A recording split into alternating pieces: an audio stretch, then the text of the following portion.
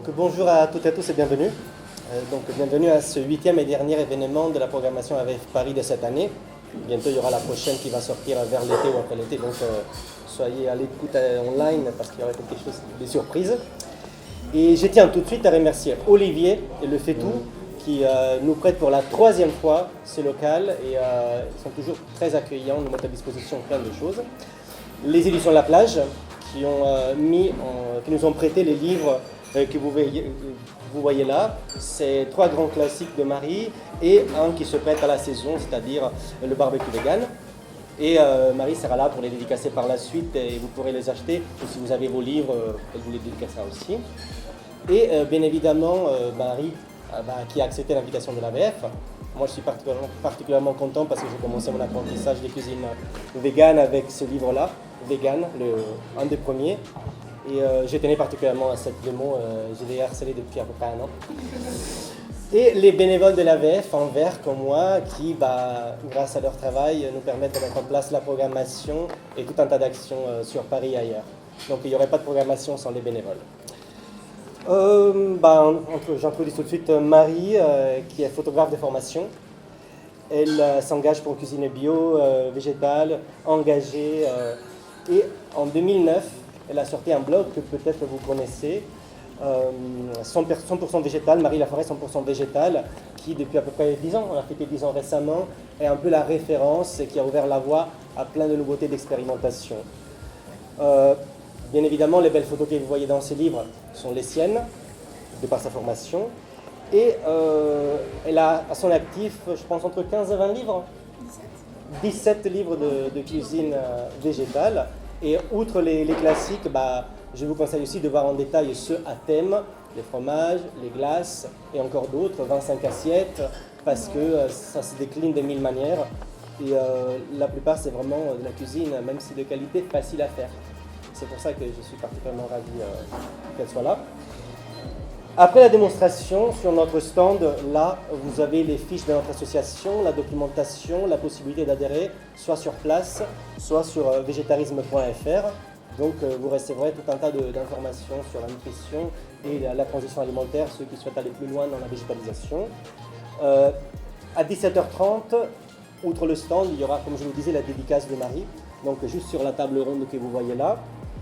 Et ceux qui ne l'ont pas fait en ligne et qui veulent encore donner leurs coordonnées mail pour avoir les newsletters de l'association peuvent encore le faire par la suite. Avant de commencer, j'ai dit 2 mots sur l'association très rapidement parce que je sais que certains ont déjà dû écouter l'introduction les fois d'avant, mais certains ne connaissent peut-être pas l'association. Donc l'association végétarienne de France est spécialisée dans l'accompagnement des personnes dans la végétalisation de l'alimentation et les axes, c'est la cuisine et les informations nutritionnelles.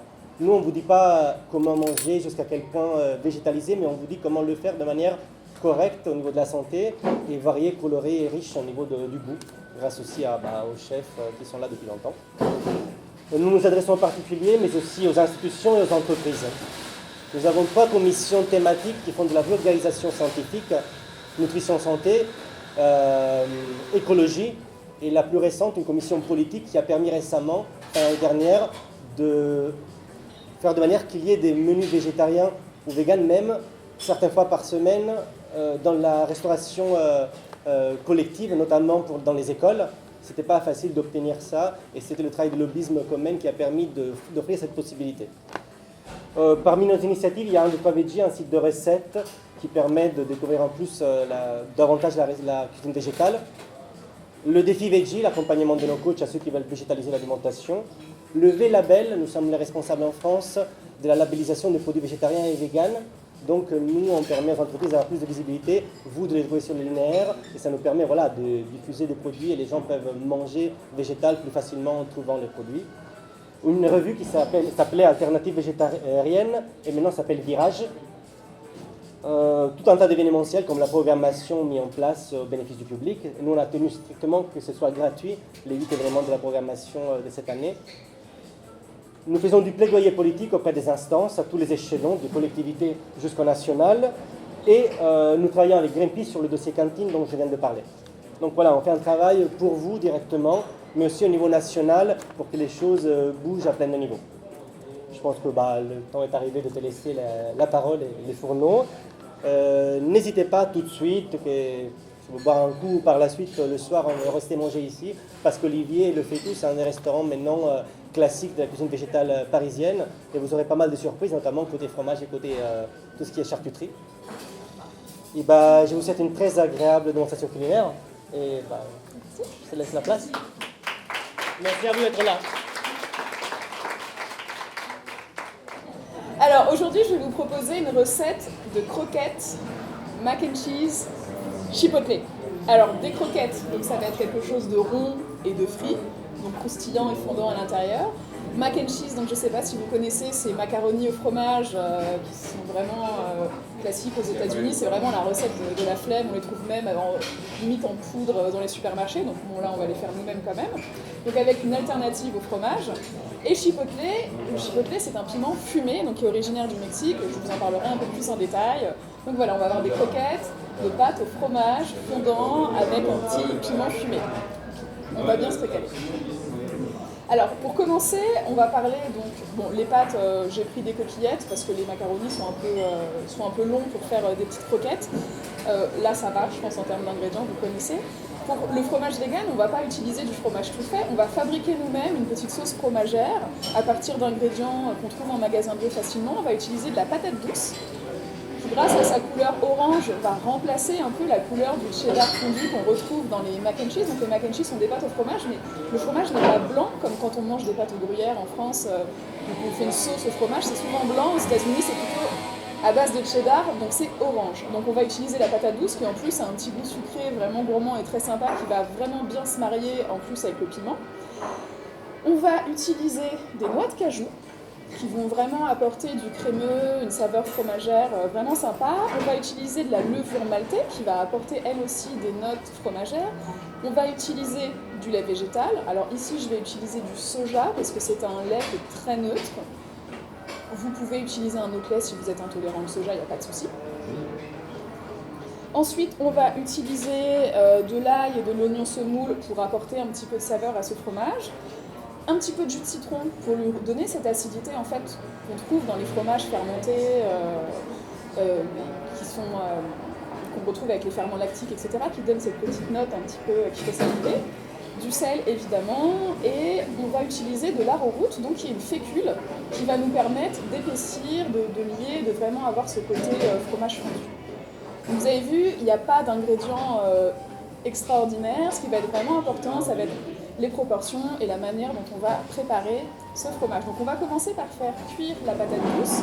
Donc il nous faut pour ça 150 g de patate douce épluchée. Donc vous avez vu ici, j'ai pris une grosse patate douce, ça me fait à peu près la moitié.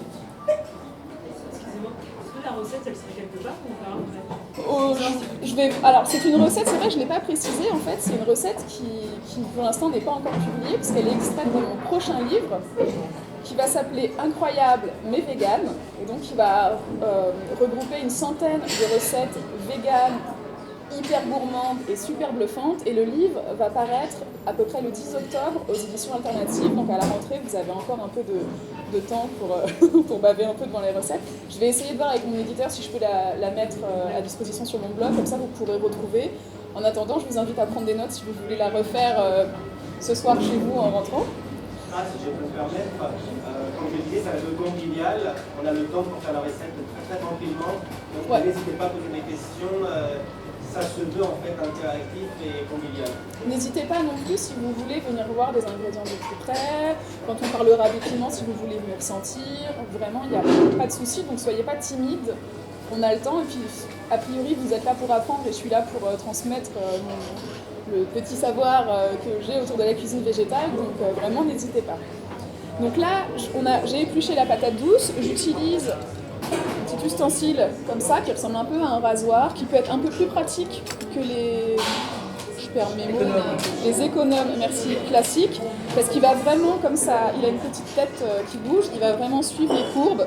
Donc quand vous avez des patates douces qui sont un peu courbées comme ça, l'avantage, c'est qu'il va vraiment pouvoir épouser les courbes. Tandis qu'avec les économes, qui sont vraiment faits pour les patates qui sont arrondies, bon, souvent c'est un peu chiant, on galère, ça saute, etc. Si vous n'en avez pas, je vous conseille d'investir là-dedans. En termes de matériel, on ne va pas utiliser de matériel compliqué, on va utiliser un blender un peu puissant parce que c'est vrai que pour obtenir des textures lisses, c'est plus intéressant, mais c'est pas une obligation d'en avoir un dans sa cuisine parce que ça coûte assez cher malheureusement. Et je vais utiliser des petites cuillères comme ça, donc des cuillères à mesurer. Donc sur le manche, on retrouve ici une cuillère à soupe, 15 ml.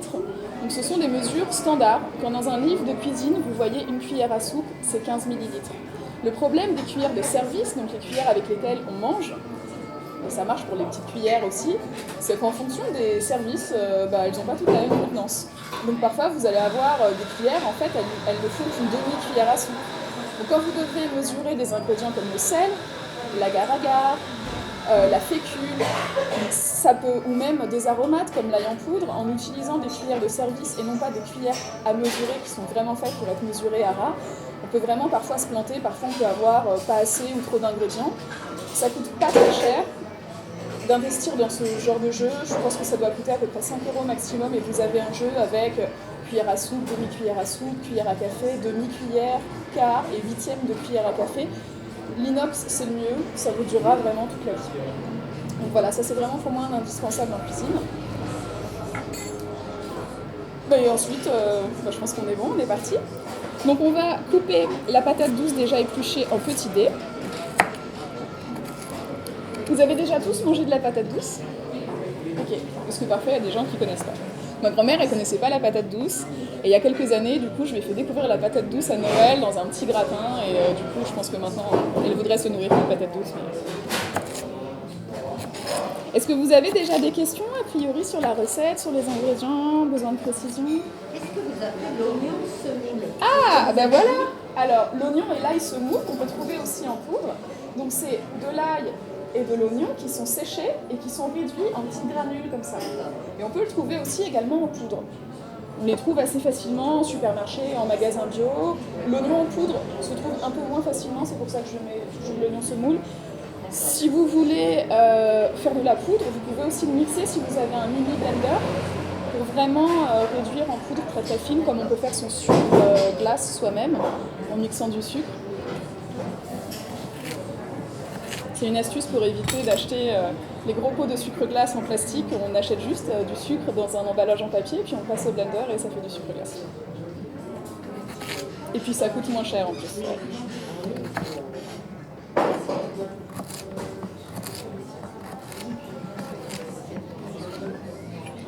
Donc là j'ai mis de l'eau à bouillir. Alors faites pas comme moi, la mettez pas à bouillir, il y a une heure, parce que ça sert à rien. Parfois, quand on fait des démonstrations culinaires, on a des plats qui ne fonctionnent pas très bien et on est là et on attend pendant un quart d'heure que l'eau chauffe ou un truc comme ça. Donc là, j'ai pris un peu d'avance, mais en fait, les plats fonctionnent très bien ici. Donc l'idée, c'est de faire cuire la patate douce jusqu'à temps qu'elle soit vraiment fondante. Vu qu'on va la mixer, on n'a pas besoin de garder un légume ferme. Le fait de la couper en petits morceaux va réduire le temps de cuisson. Si on cuit forcément une patate douce en entier, ça va être plus long. Idéalement, vous avez vu, j'ai fait des morceaux assez homogènes. Tous les morceaux vont mettre le même temps à cuire. Si on a des gros morceaux et des petits morceaux, les premiers seront déjà en purée, tandis que les autres ne seront pas assez cuits. Donc ça, c'est quelque chose d'important. Quand vous faites cuire des légumes, essayez d'avoir des morceaux de taille à peu près similaire. Plus les morceaux sont petits, plus ça cuit vite. Voilà, donc là, c'est bon.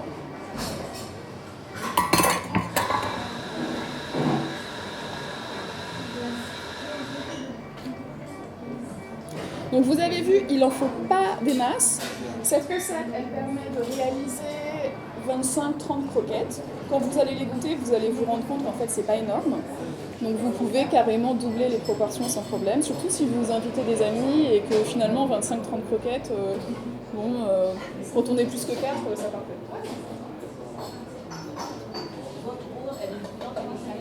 Elle est juste bouillante. Comme on ne va pas déguster les légumes tels quels, le sel, c'est pas très grave. On va ressaler après, ça va être mixé avec un ingrédient. Bon, ça va, niveau cuisson des patates douces, vous le sentez bien? On passe à la suite? Ok. Donc les patates douces, on va les utiliser pour préparer ce fromage. Et pour ça, la base donc, de ce fromage, ça va être la noix de cajou. Donc, je ne sais pas si vous avez déjà vu des recettes de fromage vegan à base de noix de cajou. Ouais. La noix de cajou, elle est crémeuse parce qu'elle est riche en gras.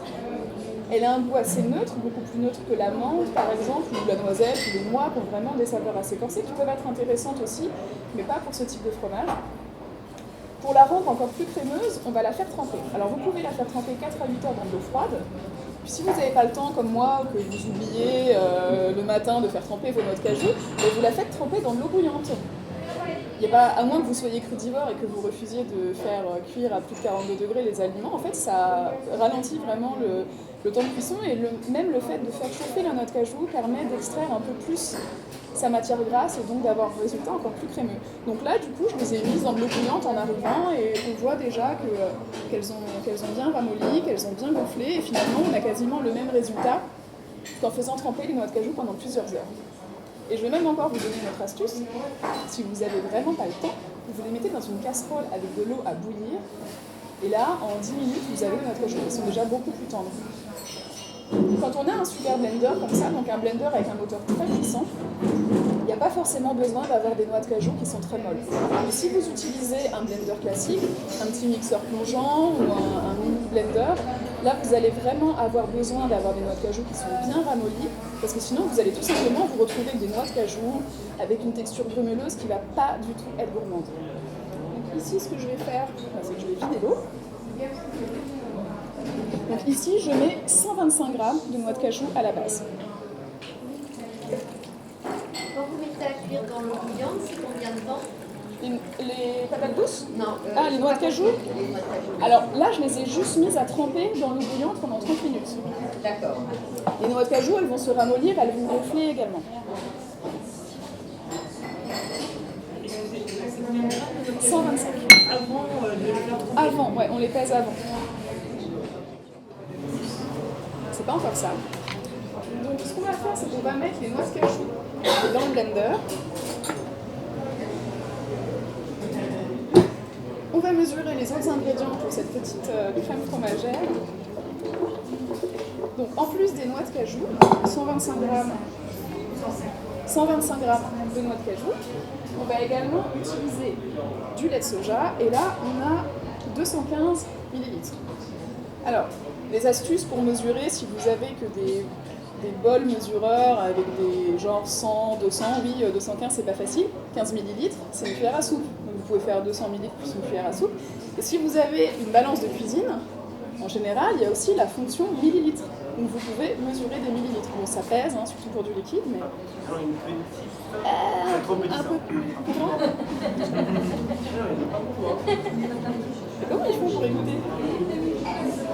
Donc 215 ml de lait de soja.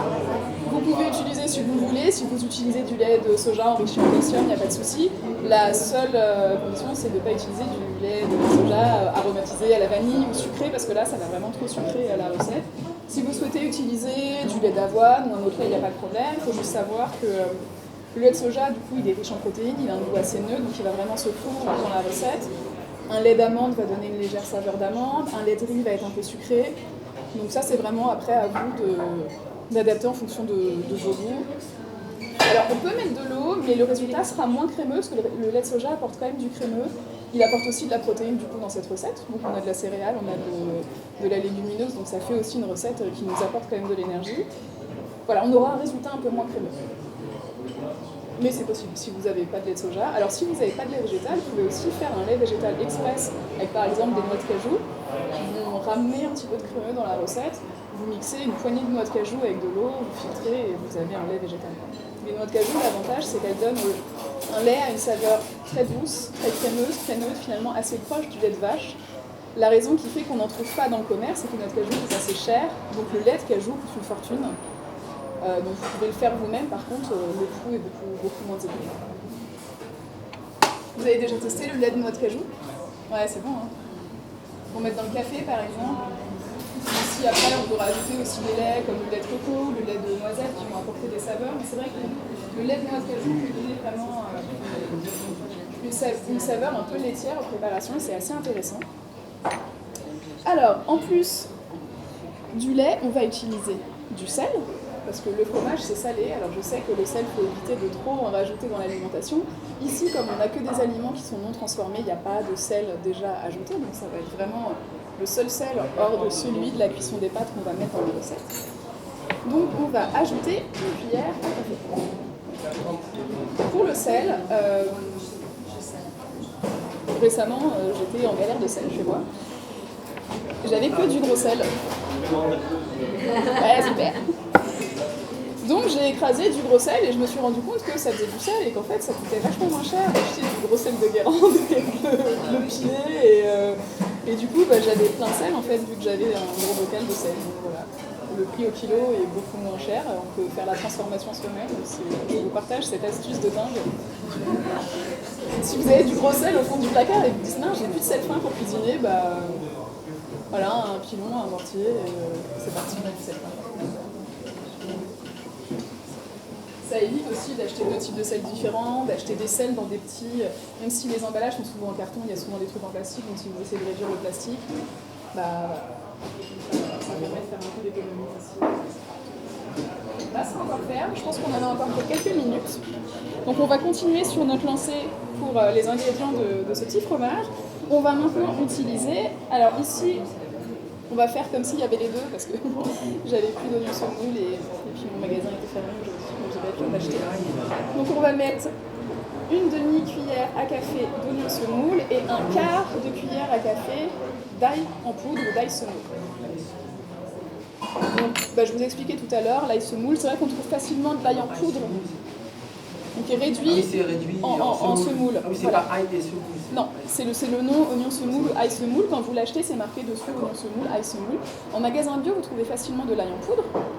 Mais en supermarché classique, plutôt de l'ail semoule et du semoule. On trouve même de l'échalote séchée en morceaux, donc il y a un goût encore plus prononcé. Si vous n'avez pas d'oignon, vous pouvez toujours en mettre un peu d'échalote. C'est de l'ail semoule. Ouais. Vous pouvez venir sentir, vous pouvez même goûter, c'est assez fort, donc c'est déshydraté. La demi-cuillère à café, c'est ail. C'est oignon. L'ail, c'est un. Alors, il est où l'oignon? Je vous ai dit, j'en ai pas encore mis. Voilà. Ah, ça sent super bon.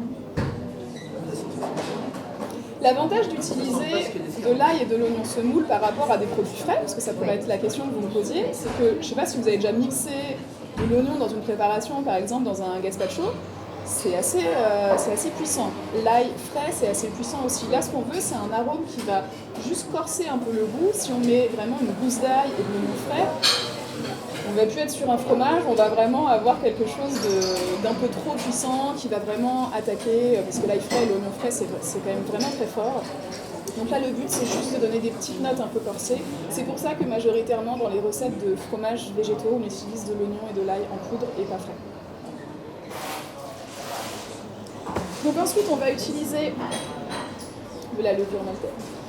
Alors pourquoi la levure maltaise et pas la levure de bière classique? Donc la levure maltaise, c'est une levure dans laquelle on a rajouté du malt et qui va lui donner une saveur un peu plus complexe.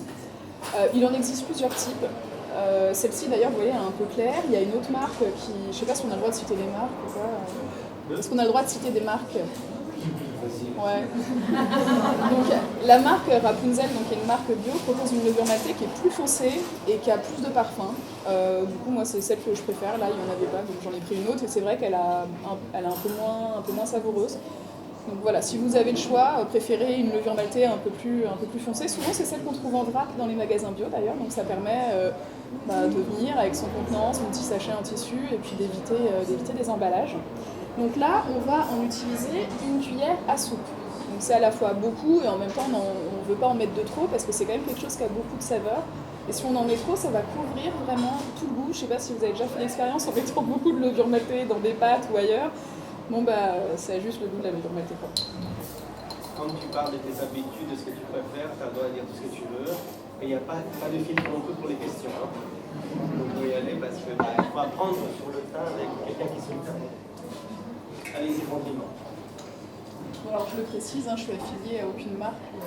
Si j'en parle, c'est juste que ça bon. Donc là, on va pouvoir égoutter notre attaque douce.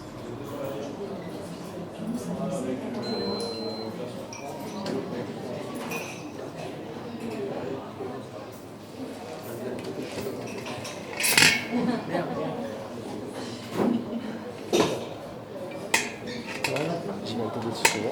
Tu vas l'aider? Allez, c'est normal. Il faut faire attention à tes doigts. Je bouge pas.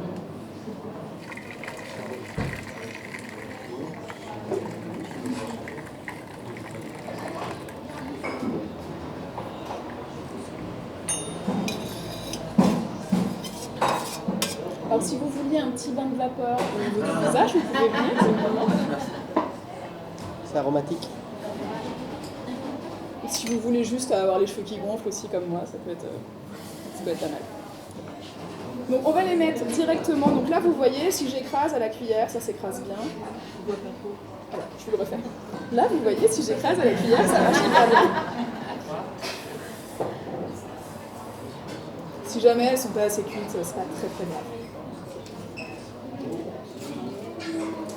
Mais en termes de saveur, quand on fait cuire ce type de légumes, je sais pas si vous avez déjà remarqué, les carottes, quand elles sont bien cuites, en général, elles ont un goût plus sucré, plus agréable, alors que quand elles sont crues, elles peuvent avoir parfois une saveur un peu forte comme ça, un peu piquante même, un peu proche du panais. Les patates douces, c'est pareil, quand on les fait bien cuire, elles développent vraiment leur côté sucré, donc c'est ça qui va donner le côté gourmand à la recette.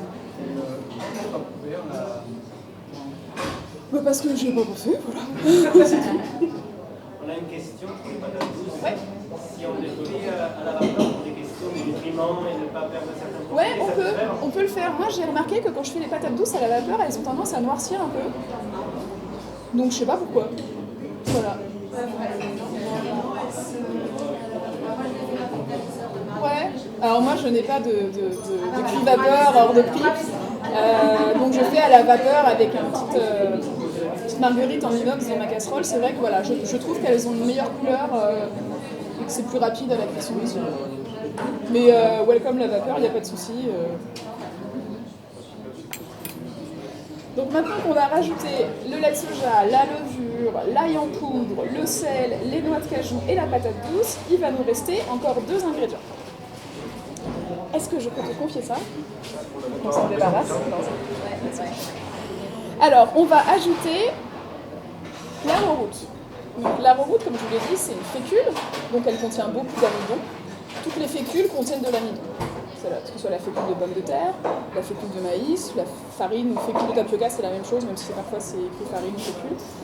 L'arrowroot, donc c'est une fécule extraite du rhizome de la maranta, ou marante, qui est une plante, je ne pourrais pas vous dire d'où elle est originaire, mais en tout cas elle n'est pas d'ici. Et donc elle a un pouvoir épaississant, liant. En fonction des fécules, on ne va pas avoir exactement les mêmes propriétés. Je ne sais pas si vous avez déjà essayé. La fécule de maïs, en général, elle est bien liante, elle est un peu épaississante, mais par contre, elle ne va pas permettre de faire des gros fils ou d'avoir une texture très élastique. Tandis que l'arrowroot ou la fécule ou farine de tapioca vont vraiment permettre d'avoir presque des fils en fonction de la quantité qu'on ajoute dans une recette.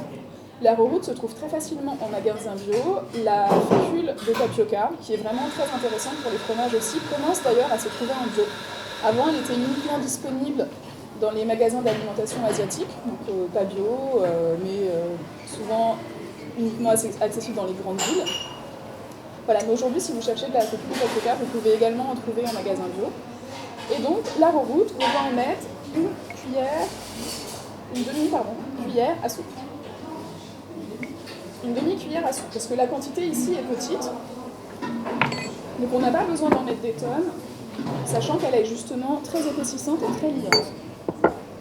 Enfin, on va ajouter du jus de citron. Alors, vous pouvez ajouter du jus de citron en bouteille. Non, non, ça c'est de la chapelure, alors on l'utilise plus tard, mais si on le met dedans, ça va pas marcher. Donc, je vous conseille quand même du jus de citron frais, parce que je ne sais pas si vous avez déjà goûté le jus de citron en bouteille, la saveur est quand même pas tout à fait pareille. C'est un peu l'équivalent entre le jus d'orange en bouteille et le jus d'orange frais. Donc c'est pas... Il y a un petit goût quand même de conserve, je ne sais pas si c'est lié à la pasteurisation ou pas, mais... Donc ici, on va en mettre 4 cuillères à café. Donc du coup, moi je vais tricher, je vais faire une cuillère à soupe et une cuillère à café, parce qu'une cuillère à soupe, c'est 3 cuillères à café. Et donc une cuillère à café, c'est 5 millilitres.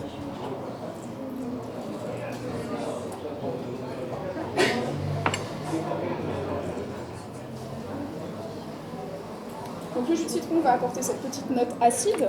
L'acidité, c'est quelque chose qui est important dans la cuisine. On n'y pense pas souvent, mais quand un plat manque d'acidité, il a tendance à être un peu fade. Le sel fait partie des aliments donc, qui nous font saliver, mais l'acidité aussi. Donc souvent, on n'y pense pas, mais il suffit parfois d'une petite cuillère à café de vinaigre ou de jus de citron dans une sauce ou dans une préparation pour redonner un peu de profondeur à un plat. Moi, j'utilise beaucoup le citron. L'avantage du citron, c'est qu'il contient de la vitamine C qui permet de fixer le fer.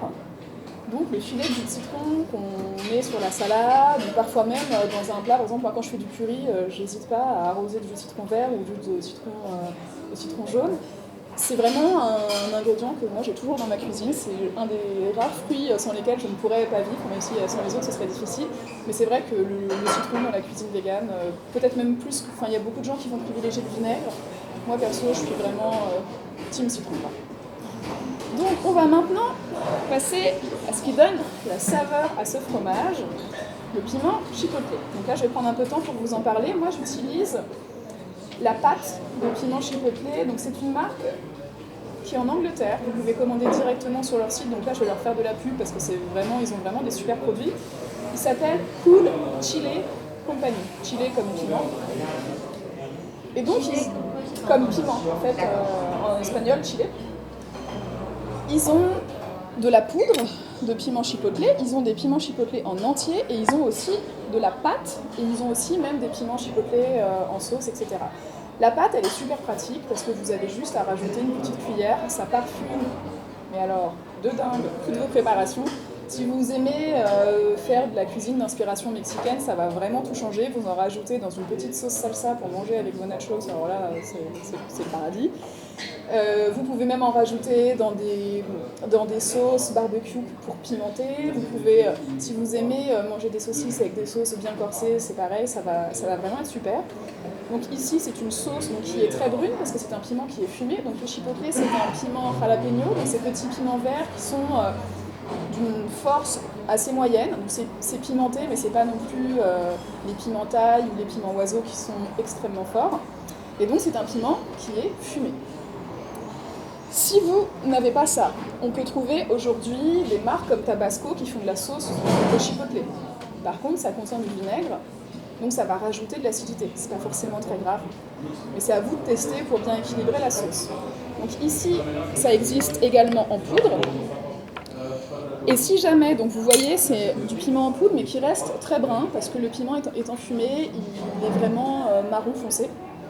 Et si vraiment vous n'aimez pas le piment, ou que vous n'arrivez pas à en trouver, on trouve aujourd'hui, celui-là je l'ai amené parce que je l'ai trouvé en supermarché, donc c'est quand même assez rare. Alors bon, ça reste les épices, vous savez, ces épices de luxe qui coûtent à peu près 4 € la bouteille dans les monopes, des trucs comme ça. Mais c'est du paprika fumé. Donc c'est pas pimenté, mais on va avoir cette note fumée. On aurait pu ajouter par exemple le liquid smoke, cette fameuse arôme de fumée liquide. Aujourd'hui, j'essaye de ne plus l'utiliser dans les recettes parce que cet arôme, il est extrêmement concentré. Il a tendance à vraiment prendre le pas sur les autres saveurs, vraiment à dominer un petit peu. Tandis que si vous utilisez un ingrédient qui a été fumé, donc là on a par exemple un paprika fumé au bois de chêne, voilà, on a vraiment un ingrédient avec une note fumée un peu plus naturel, j'ai envie de dire, vous allez avoir des saveurs qui vont vraiment être plus équilibrées. Et vous pouvez également, par exemple, si vous n'avez vraiment pas trouvé de piment fumé, mais que vous voulez la saveur pimentée, combiner du paprika fumé avec le piment de votre choix. Je n'ai pas donné de pourcentage, de proportion pour le piment, parce que ça, c'est vraiment selon le goût. En fonction de notre habitude à manger du piment, on n'a pas du tout la même tolérance au piment. Si vous en mangez beaucoup, il y a des chances que vous soyez capable de supporter des piments plus ou moins forts. Il y a des gens qui ne tolèrent pas du tout le piment. Et il y a des gens qui ont des tolérances plus ou moins fortes, etc. En France, on n'est pas un pays où on a l'habitude de manger des piments. Donc c'est assez courant d'avoir des gens qui ne le supportent pas ou qui ont une tolérance assez faible. Donc ça va vraiment être à vous de voir. Ici, je vais en mettre une cuillère à café. Ça va être un peu pimenté, mais ça ne va pas non plus être ingérable. Donc je vais utiliser la pâte parce que je trouve qu'elle a une saveur qui est vraiment plus complexe que les piments en poudre. Ont tendance à avoir ce goût de poudre un peu éventé, etc. Les épices qui sont réduites en poudre, assez rapidement, elles perdent de leur saveur. C'est pour ça qu'il est préférable, si vous en avez la possibilité, d'avoir des épices entières et de les moudre au dernier moment. Bon, malheureusement, avoir des piments chipotle chez soi séchés, bon, pareil. Cool Chile, ils en ont aussi. Mais c'est pas un ingrédient qui est facilement trouvable en France, effectivement. Vous avez aussi, en piment fumé, je viens d'y penser, le pimentón, le piment de la Vera qu'on trouve en Espagne, qui aura une saveur complètement différente du chipotle parce que c'est pas le même piment qui est utilisé à la base. mais il est peut-être plus facile d'en trouver dans des épiceries spécialisées que du chipotle, mais comme il y a une espèce de mode de la cuisine mexicaine, peut-être que dans tout ce qui est grande épicerie, etc., ou dans des épiceries latino-américaines, vous pouvez trouver du chipotle. Voilà, c'était la partie chipotle et c'est fini. Est-ce que vous avez des questions sur cet ingrédient ou... Alors si vous en mettez pas du tout, ça va quand même être super bon, mais vous allez perdre la dimension fumée en fait de cette recette qui est vraiment, je trouve, intéressante. Vous aurez juste des croquettes de mac and cheese, classique. Voilà. Bien sûr. Ouais, vous pouvez regarder et sentir les autres. Alors comme il n'est pas pimenté, alors j'en mettrai pas non plus des tonnes parce qu'à un moment donné, s'il y a trop de saveurs fumées, c'est pareil, ça va pas être intéressant. L'idée c'est d'avoir une petite note fumée, donc j'en mettrai pas forcément, je mettrai pas beaucoup plus. Même je mettrai peut-être une demi-cuillère à café de paprika fumée, ça suffira. Ah ouais, bien sûr. Et vous pouvez vous approcher aussi si vous voulez sentir les ingrédients. Je sais pas si vous voulez faire passer pour sentir au nez, tant que vous le rendez bien. Je voulais savoir pour les noix de cajou. Ouais. C'est compliqué d'en faire un hyper cher. Et si on les veut bio, c'est encore pire. Est-ce qu'il y a des bonnes adresses? Alors, clairement, quand on les achète en grande quantité et en vrac, elles coûtent un peu moins cher. Les noix de cajou, quand elles sont bio, effectivement, c'est aux alentours de 20 € le kilo. Donc c'est vraiment pas donné. Là, on a 125 grammes. Donc on en a pour à peu près, je sais pas, 3,50 € de noix de cajou. Donc effectivement, ça représente quand même déjà un coût. Moi, ce que je conseille, c'est d'éviter d'utiliser systématiquement des noix de cajou pour faire des crèmes, par exemple pour les pâtes. On peut très bien utiliser du lait végétal ou de la crème végétale dans laquelle on met des aromates et qu'on va épaissir. Bon, là, pour cette recette, j'ai utilisé des noix de cajou parce que ça fait partie d'une thématique de mon bouquin, de présenter les noix de cajou, etc. Vous pouvez aussi peut-être rajouter un peu d'huile dans cette recette, un peu plus de lait, un peu plus de fécule, et omettre les noix de cajou, c'est possible. Ouais. Donc ça, c'est à vous d'utiliser les astuces. J'ai pas de super bonnes adresses. C'est vrai que moi, du coup, j'ai acheté sur un site de vente en ligne de produits bio 1 kilo de noix de cajou qui était peut-être un peu moins cher que dans certains magasins bio. En fonction de là où on habite, les magasins ne pratiquent pas toujours tous les mêmes prix. En fonction de si c'est en vrac ou pas, le prix parfois peut passer presque du simple au double. Les petits sachets de noix de cajou 125 grammes sont carrément hors de prix. Vous pouvez en trouver dans des épiceries qui vendent beaucoup d'épices en vrac. Je pense à Paris, dans certains quartiers, il va y avoir des magasins où il y a beaucoup d'épices, beaucoup de fruits secs. Vous pouvez trouver des noix de cajou blanches, donc des noix de cajou qui ne sont pas grillées, parce qu'ici on n'utilise pas de noix de cajou grillées, parce que du coup la saveur va être beaucoup plus neutre et beaucoup plus douce. Et surtout elles ne sont pas salées, donc vous pouvez essayer de voir dans ces magasins-là, donc ce ne sera pas bio, mais par contre vous pouvez peut-être trouver des noix de cajou effectivement moins chères, peut-être aux alentours de 13-15 € le kilo. Malheureusement... Je connais qui a un partenaire de la BF, Ouais. le nom c'est un monde vegan, on connaît, c'est la référence parisienne pour la nutrition végane, mais ils ont des gros packs d'1 kilo. Il y a même des réductions pour nos adhérents. Ou sinon, en face, dans le monde vegan, en regardant du monde vegan derrière comme ça, sur la gauche, sur la même rue, il y a un magasin qui s'appelle Negozio Leggero, donc magasin léger.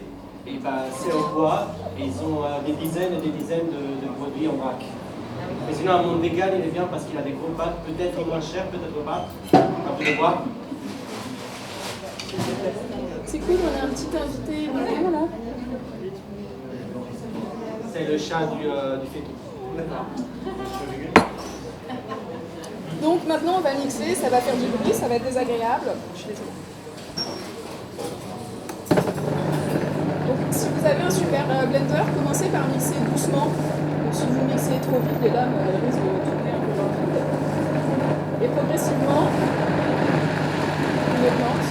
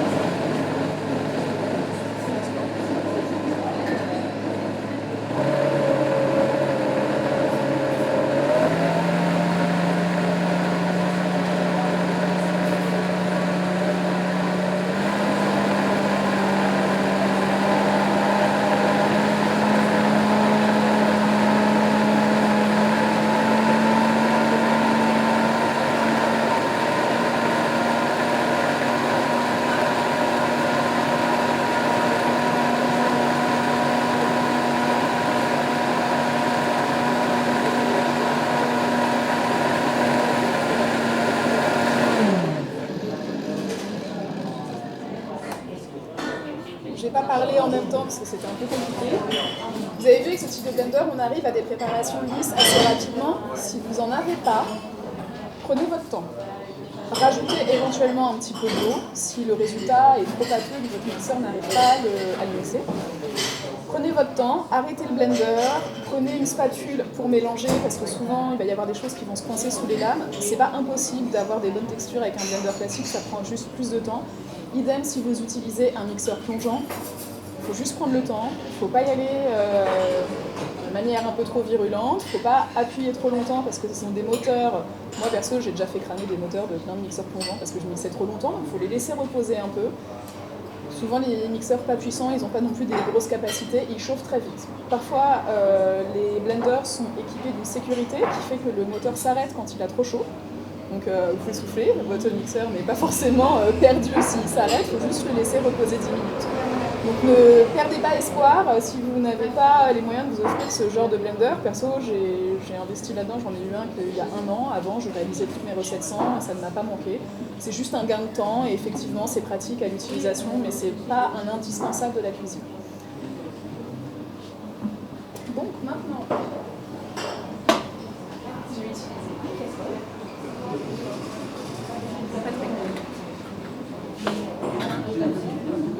Et ce qu'on va faire, c'est qu'on va faire chauffer cette crème. Pourquoi on la fait chauffer, vous me direz, parce que finalement, j'ai déjà mixé, tout est cuit, pour activer la propriété épaississante de la fécule.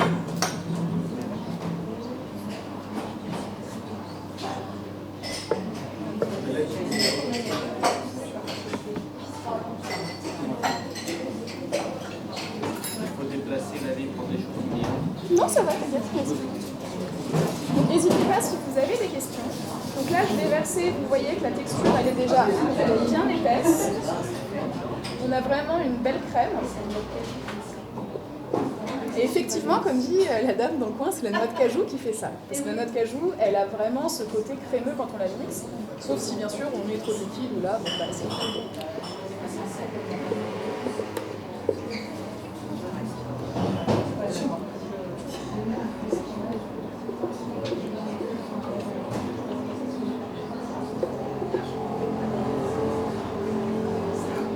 si vous avez l'habitude d'essayer de faire sortir des trucs pâteux qui sont au fond des mixeurs, voilà. Bon, bah, si vous avez des solutions, donnez-les-moi parce que moi je ne peux pas trouver, je trouve ça toujours assez cher. Et je me dis, toute cette préparation qui est gâchée, c'est pas possible.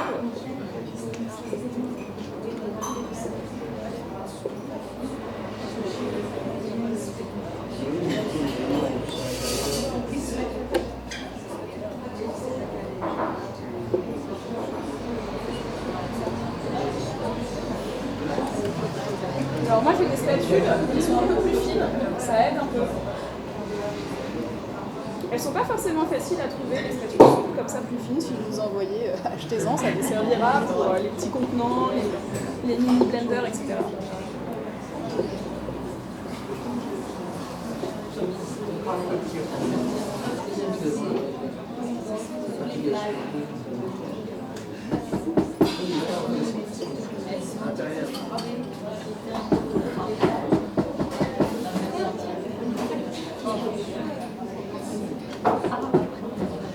Franchement, c'est pas trop pire. D'ailleurs, à propos des blenders, là vous avez vu, on a fait une préparation qui arrivait à peu près à ce niveau-là. Clairement, pour des préparations en très petite quantité, je vous déconseille le blender. Je pense que vous avez probablement déjà fait l'expérience de vouloir faire un houmous, mais genre avec 3 pois chiches, et puis ça reste coincé au fond, il ne se passe rien. Donc, quand vous avez des petites quantités, l'idéal c'est vraiment le mixeur plongeant, ou alors ces mini blenders qu'on appelle personal blender, blender nomade, qui ont un petit socle et on met le truc à l'envers comme ça. Voilà, ça coûte pas hyper cher.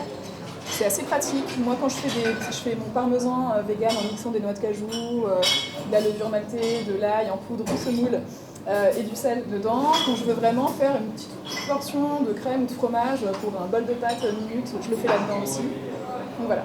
Si vous avez envie de diminuer les quantités de cette recette, par 2 par exemple, pour vous faire juste des petites croquettes pour vous avez d'ailleurs bien raison, utilisez plutôt un autre appareil que le blender. Donc ici, on va allumer. Et là, on va se mettre à feu moyen fort. Alors ici, je suis à 180 degrés. L'idée, c'est de mélanger quasiment en continu.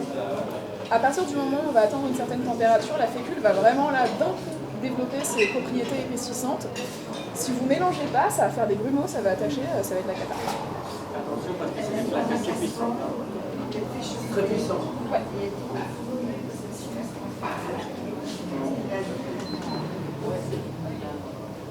Donc là, vous pouvez voir, ça commence déjà à attacher au fond. C'est pour ça que c'est beaucoup plus intéressant d'utiliser une spatule souple qu'un fouet, parce que la spatule, elle permet vraiment de racler vraiment partout, alors que le fouet est pas très bien. Et comme la texture est bien lisse, même s'il y a quelques grumeaux, c'est pas très très grave.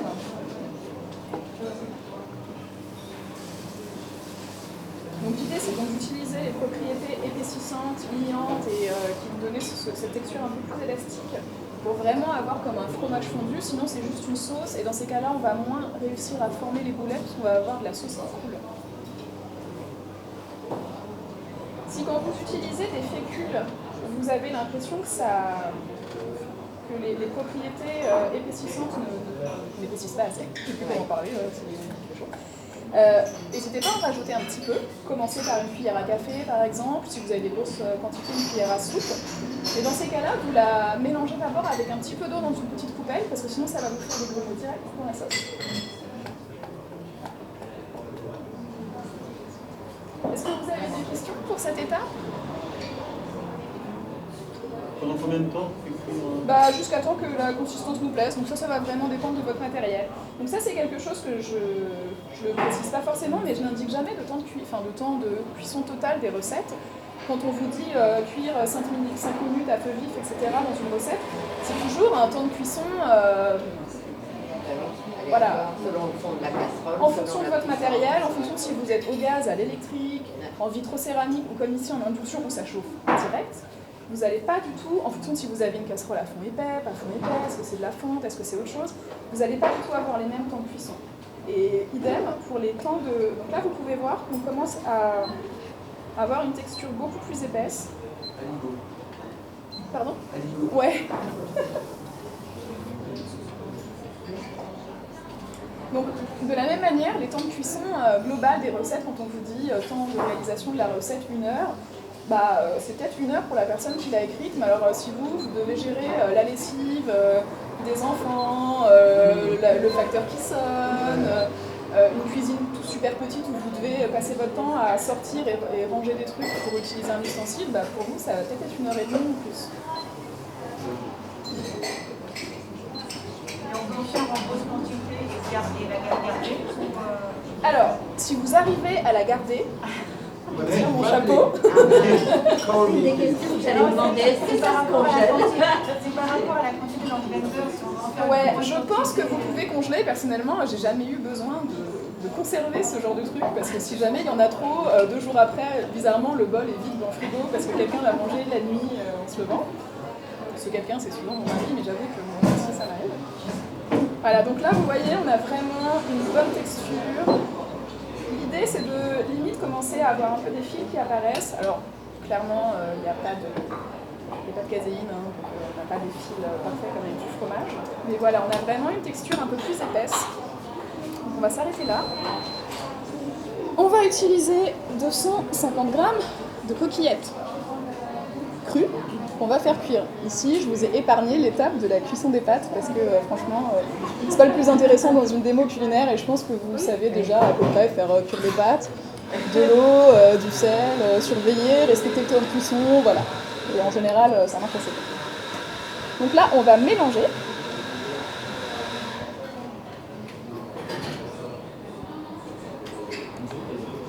Donc vous avez vu jusqu'à présent, il n'y a vraiment rien de sorcier. C'est une recette qui est hyper simple. J'évite de proposer des recettes hyper complexes en démo parce que bon, c'est bien de l'avoir vu, mais après, il faut avoir le courage de la refaire chez soi. Et je pense que celle-là, vous allez vraiment avoir envie de la refaire chez vous.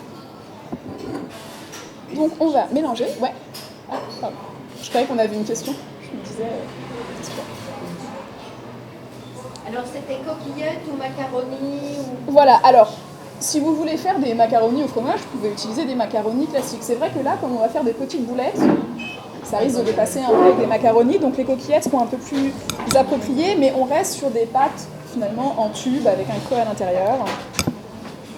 Donc là vous voyez, la sauce elle est vraiment épaisse, c'est un peu difficile à mélanger, c'est fait exprès, parce que du coup on va vraiment avoir quelque chose qui se tient. Parce que si on n'arrive pas à former des boules, non, ce seront plus des boulettes, ce sera des vagues morceaux de forme indéterminée. C'est pas très grave, on a le droit aussi de manger des trucs de forme indéterminée. C'est juste que la forme sphérique va être vraiment plus pratique à frire parce que vous allez avoir vraiment une forme homogène et du coup éviter d'avoir des morceaux où il y a un morceau plat, un morceau... Voilà. Non, ça n'a pas d'importance parce que de toute façon là, la sauce elle est déjà chaude. Donc par contre il va falloir laisser un peu refroidir parce que sinon vous vous brûlez les mains et c'est pas très sympa. Voilà. Et la sauce dite fromagère, si on la laisse refroidir, ça se mange comme vous Alors, si vous la laissez refroidir, comme il y a de la fécule et que la sauce est encore chaude, elle va continuer d'épaissir un peu. Il va y avoir une croûte qui va se former. Donc vous pouvez soit huiler légèrement la surface comme pour une béchamel par exemple, ou filmer au contact, c'est ce que font les chefs. Bon, si vous ne voulez pas mettre du film plastique sur un truc chaud, ça va, vous ne le faites pas. Vous pouvez aussi vous dire que c'est pas grave, s'il y a une petite croûte, j'enlève, je la mange, etc. Elle va continuer d'épaissir un petit peu, donc elle sera un peu plus épaisse. Si vous la remettez dans une casserole avec un peu d'eau ou un peu de lait végétal, et là vous pouvez utiliser le fouet, vous pouvez récupérer la texture de votre crème. Voilà. Et vous pouvez évidemment utiliser ça comme... Alors si vous voulez faire une sauce pour le fromage, une sauce pour les pâtes, je vous conseille du coup d'ajouter un petit peu plus de liquide, parce que là c'est vraiment très pâteux. Si vous voulez cet effet très coulant, un peu plus de liquide, on rajoute un peu de lait végétal ou même tout simplement un peu d'eau dans la casserole, ça fonctionne.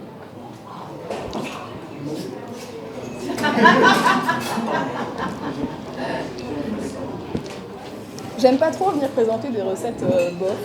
Je me dis que c'est pas sympa pour les gens. Ouais. Alors, la dernière étape, et vous allez voir, c'est hyper dur. On va former des boules, on va les rouler dans la chapelure parce que grâce à cette texture un peu collante, ça colle tout seul et il n'y a pas besoin d'utiliser quelque chose qui remplace l'œuf. Et ensuite, on va les faire frire. Donc ça, par contre, c'est un peu plus long puisqu'on va les faire frire par... moi, en général, je fais 3-4 en même temps parce que si on en met trop, le temps de les sortir, voilà, c'est un peu le bordel. Si vous avez une friteuse, vous pouvez le faire à la friteuse. Si vous avez des friteuses à air, je sais pas si ça s'appelle exactement comme ça ou pas, vous pouvez essayer. Moi, j'en ai pas. Donc du coup, je ne peux pas vous dire ce que ça donne. Si vous essayez chez vous, n'hésitez pas à m'envoyer un petit mot pour me dire « je l'ai fait avec mon air fryer et ça marche du tonnerre ».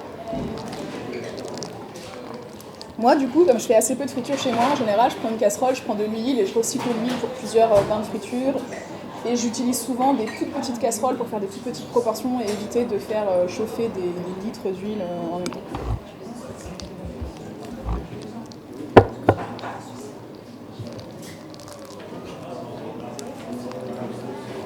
Donc on peut avoir l'impression que c'est rapide de mélanger, mais non, parce que souvent il y a des petits clusters de pâtes cuites qui sont agglomérés, et ça risque de vous faire des endroits où il n'y a pas de sauce. Donc prenez bien votre temps avec la spatule pour bien mélanger et bien mettre de la sauce vraiment partout.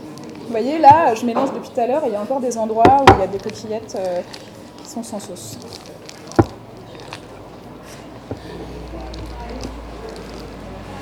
Bon, n'hésitez pas, les questions et tout. J'ai une question. Ouais. C'est sur les herbes aromatiques séchées. Ouais. Tout à l'heure, vous avez indiqué qu'au bout d'un certain temps, les faire des vitres. Alors, c'était surtout les épices, ouais, les herbes.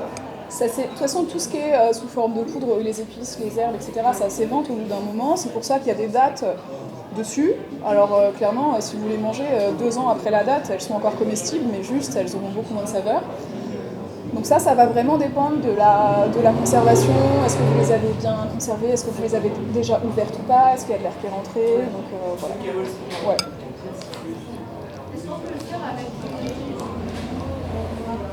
Ah bah ouais, vous pouvez essayer. C'est vrai que là, du coup, c'est des croquettes de mac and cheese, donc du coup, c'est vraiment des macaronis au fromage. Mais si vous voulez remplacer par autre chose, vous pouvez essayer. C'est vrai qu'après, si vous utilisez des toutes petites céréales, ça risque d'être un peu plus compliqué de former des belles boules. Mais du riz, c'est possible. Alors c'est vrai que bon, le riz au fromage, c'est pas forcément quelque chose qui se fait, mais ça peut être dans un esprit un peu risotto, pourquoi pas. Style arancini mixé avec des macaronis au fromage, ça peut être à tester. Si vous le faites, dites-le moi. Alors là, du coup, je vais passer à la dernière étape. Donc, on va utiliser de la chapelure. Ici, j'utilise de la chapelure toute bête qu'on peut trouver dans n'importe quel supermarché ou en magasin bio. Il existe une autre chapelure qui est encore mieux, mais là, j'en avais plus. C'est la panko. Donc, la panko, c'est de la chapelure japonaise. C'est une chapelure qui a des morceaux plus gros et qui, en même temps, sont beaucoup plus aérés. C'est comme si, avec ça, on avait fait de la chapelure avec des biscottes et que l'autre, c'était avec un pain très léger, etc. Donc ce sont des plus gros flocons et en même temps beaucoup plus aérés. Donc cette chapelure donne des résultats plus croustillants et moins pâteux, moins huileux, etc. Vous pouvez la trouver, a priori, uniquement dans les magasins asiatiques. Voilà. Et vous pouvez essayer de la faire vous-même aussi, donc il faut réaliser un pain très aéré, il faut le faire sécher, il faut le réduire en plus, c'est hyper chiant, perso je le fais là. Ça s'appelle comment la chapelure? Panko, donc c'est P-A-N-K-O, Panko. Vous pouvez peut-être en trouver en ligne également. Bon, malheureusement c'est vendu a priori uniquement dans des sachets en plastique. Donc pour la friture, utilisez une huile adaptée, donc idéalement une huile qui ne fait pas trop d'odeur. Là, on a une huile pour friture. En magasin bio, vous pouvez facilement trouver des huiles adaptées à la friture, sinon tout simplement une huile de tournesol désodorisée.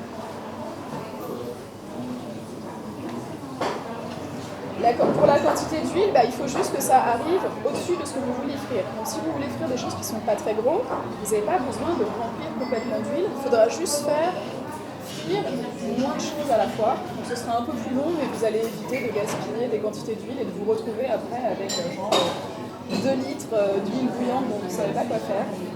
Moi, ce que je fais du coup, c'est que j'utilise des grands bocaux dans lesquels je reverse ensuite, donc je filtre avec une petite passoire, un petit chinois, pour enlever, parce qu'il y a toujours des résidus de choses qu'on cramait dans l'huile. Et du coup, je mets dans un grand bocal et puis je réutilise cette huile jusqu'à temps qu'elle sente vraiment l'huile un peu qui n'a pas trop vécu.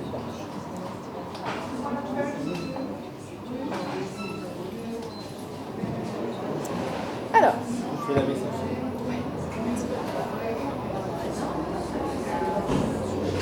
C'est une opération qui colle aux mains.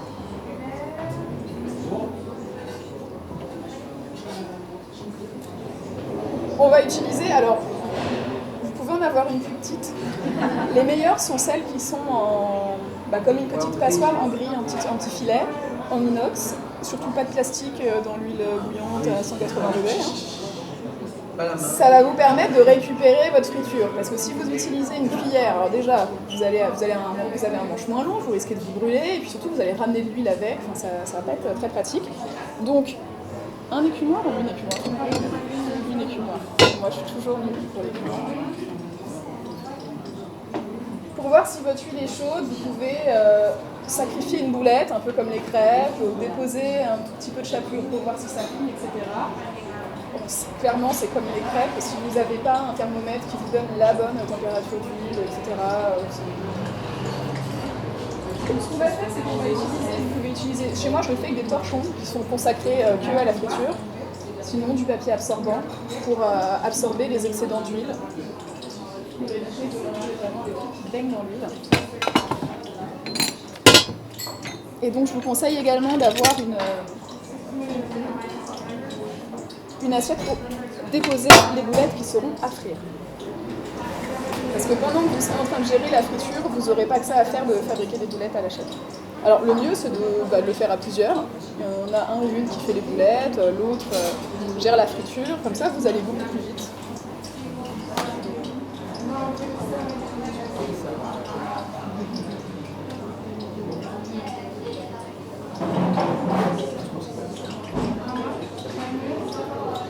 Donc la petite astuce, c'est de vous mouiller les mains. Un peu comme quand on fait des sushis où on trempe les doigts dans l'eau vinaigrée pour éviter d'avoir les mains qui collent, on va juste pouvoir tremper les mains dans l'eau. Ouais, c'était vraiment le truc depuis la mode. Pour éviter d'avoir les mains qui collent au fromage. Donc là, vous prélevez une petite quantité et vous roulez. Et voilà. C'est pas compliqué. Excusez-moi, j'ai une question. Je suis pas du tout spécialiste spécialisé en friture.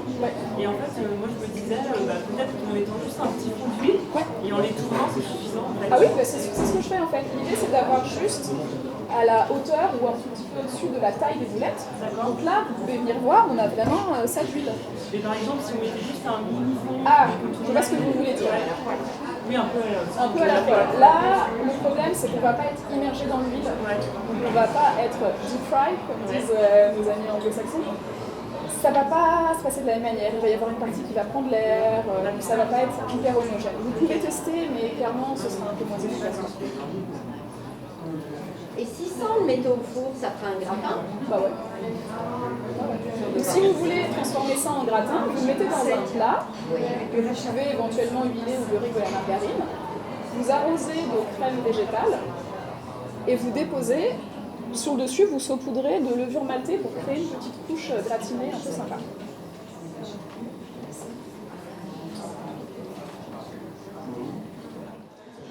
Donc vous allez rouler dans la chapelure, bien généreusement.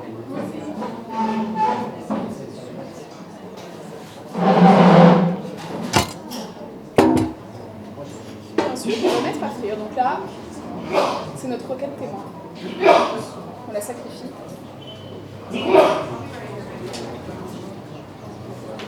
là, vous voyez, l'eau arrive vraiment au ras. Vous pouvez juste bouger votre casserole comme ça pour faire rouler la boulette. Moi, en général, c'est ce que je fais avec ma casserole. Quand ça commence à dorer, c'est que c'est bon. Il n'y a pas besoin de cuire quoi que ce soit à l'intérieur, donc dès que c'est doré, c'est cuit. Voilà. Oh bah.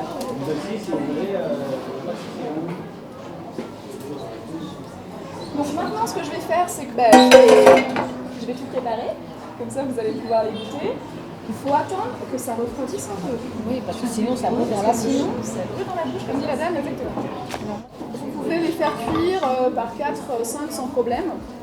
L'idée, c'est juste de ne pas vous faire dépasser par le nombre de croquettes à sortir et qu'elles n'aient pas le temps de brûler. Et qu'elles ne soient pas trop collées les unes aux autres non plus, parce que sinon, elles peuvent s'agglomérer un petit peu. Normalement, non.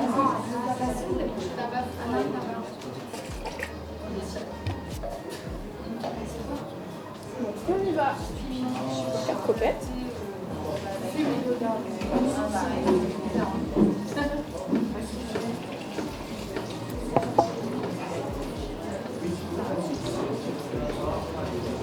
Là, vous voyez avec vous un léger geste, et c'est pas facile, de balancier, ça permet de faire rouler les petites croquettes et qu'elles soient tout le temps bien immergées dans l'huile. Pas trop de l'air comme ça. Vous avez vu, une fois que l'huile est bien chaude, c'est assez rapide en fait. Oui, mais ça risque de les écraser. C'est sûr qu'il y a une chaleur de feu à peu près. Là, on est à 180. D'accord. J'ai pas entendu votre... Moi je suis au gaz. Ah oui, bah ouais, du coup, faut trouver votre ouais. Malheureusement, en fonction des différents types de cuisson, ça va dépendre. Alors, avec quoi vous pouvez accompagner ces petites croquettes? Parce que c'est bon tout seul, mais vous pouvez faire une petite sauce pour les tremper, parce que moi j'adore tremper les trucs croustillants ou les sauces crémeuses. Moi ce que je vous conseille, c'est une petite sauce qui va être légère, donc avec du yaourt. Donc vous mélangez du yaourt, de soja parce que c'est plus neutre, mais d'autres choses si vous préférez, avec du jus de citron, du sel, du poivre et de la ciboulette. Voilà. Vous avez une petite sauce ciboulette yaourt hyper légère, parce que là on a quand même des trucs bien gras frits. Donc ça va apporter de la fraîcheur, ça va apporter une petite note légère, il va y avoir de la saveur, mais pas trop, parce qu'il faut vraiment que la saveur des croquettes soit celle qui domine le plus quand on va déguster. Merci beaucoup au Faitout pour leur super accueil. Merci aussi à l'Association végétarienne de France de m'avoir invité à préparer des petites croquettes de mac and cheese au piment chipotle. J'ai l'impression que tout le monde s'est bien régalé et cette recette, vous pourrez la retrouver dans mon prochain livre qui va s'appeler Incroyable mais vegan, qui paraîtra le 10 octobre aux éditions Alternatives et qui va comporter une centaine de recettes ultra gourmandes et super bluffantes pour régaler tout le monde. Merci, à bientôt!